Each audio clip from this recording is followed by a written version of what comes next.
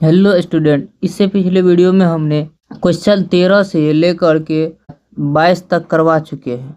आज की इस वीडियो में हम बात करने वाले हैं 23 से यानी 22 से आगे का प्रश्न, जिसमें हमारा पहला प्रश्न है, निम्नलिखित में से एक डाइस की दो स्थितियां हैं, कौन सी तीन के विपरीत होगा। यानी तीन का विपरीत पूछा जा रहा है, तो तीन का विपरीत क्या होगा।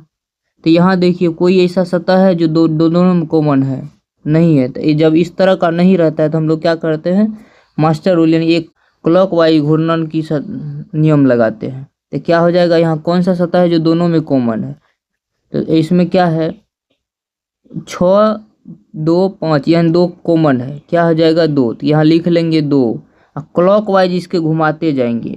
यहाँ भी 2 का क्लॉकवाइज घुमाते जाएंगे तो क्या हो जाएगा, 2 के बाद क्या है 1, उसके बाद क्या है 6, तो लिख देंगे।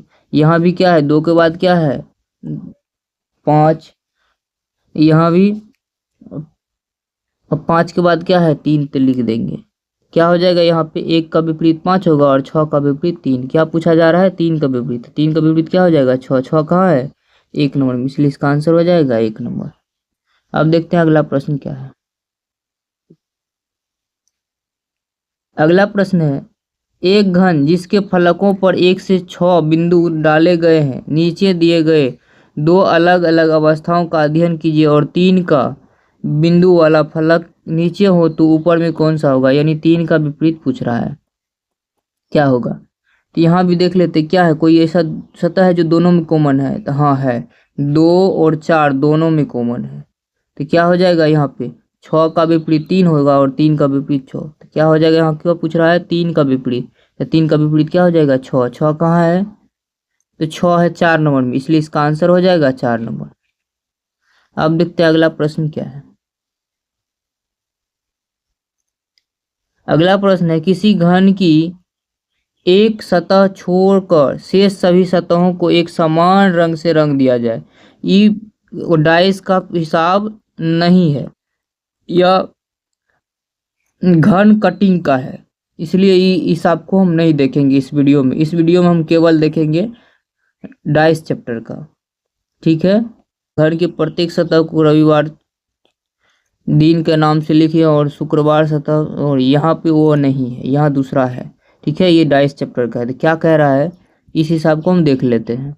कह रहा है सभी सतह को सप्ताह के सभी दिन से लिख दिया जाता है, जिसमें रविवार को छोड़ दिया जाता है। यानी रविवार किसी भी सतह पे नहीं लिखा जाता है, बाद में कि बचे हुए 6 जो है वो लिख दिया जाता है। क्या कह रहा है, एक बार हिसाब से देख लेते हैं। क्या है, दिन का कौन सा जोड़ा शुक्रवार के बगल में होगा। तो जो एक दूसरे के विपरीत होते हैं वो कभी बगल में नहीं होता, जो एक दूसरे के बगल में होते हैं कभी विपरीत नहीं होते हैं।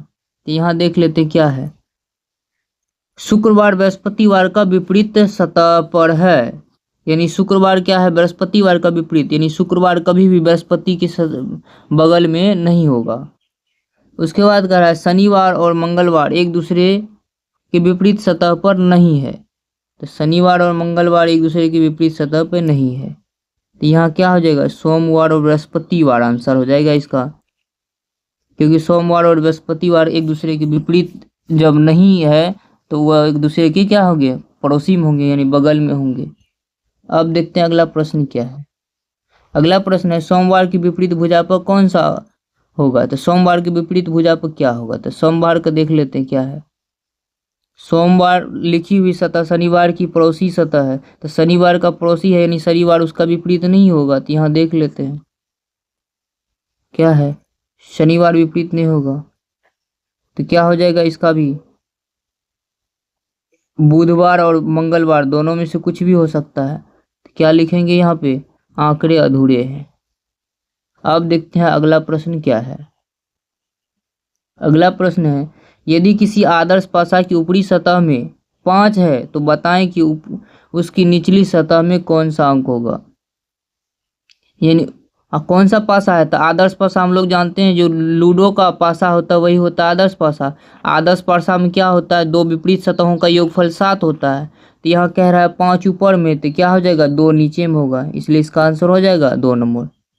2 1 नंबर का। अब देखते हैं अगला प्रश्न क्या है।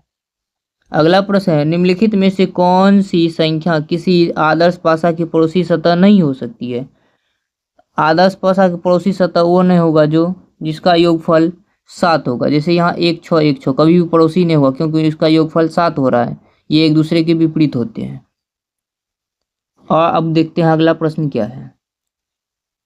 अगला प्रश्न है, उस विकल्प को चुने जो आदर्श पासा है। आदर्श पासा में क्या होता है, विपरीत सतह का योगफल 7 होता है और पड़ोसी सतह का योगफल 7 नहीं होता। तो यहाँ देख लेते किसी पड़ोसी सतह का योगफल 7 है, यहाँ भी है, इसका मतलब ई नहीं होगा। यहाँ भी है, ई भी नहीं होगा। यहाँ भी है, ई भी नहीं होगा। यहाँ नहीं है, इसलिए इसका आंसर हो जाएगा 4 नंबर।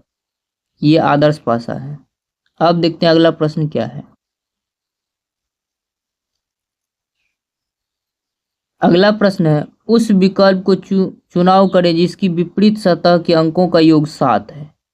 विपरीत सतह के अंकों का योग किसका होता था, आदर्श पासा का। आदर्श पासा का पड़ोसी सतह का अंक योग 7 नहीं होगा, तो यहाँ अंक 7 नहीं है, इसलिए इसका आंसर हो जाएगा 1 नंबर। आज के लिए बस इतना ही। मिलते हैं हम नेक्स्ट वीडियो में अगले थ्योरी के साथ, दूसरे चैप्टर का थ्योरी के साथ मिलेंगे, क्योंकि डाइस का अब ख़त्म हो चुका है। अब दूसरा कोई चैप्टर लेकर के आएंगे। तब तक के लिए जय हिंद जय भारत।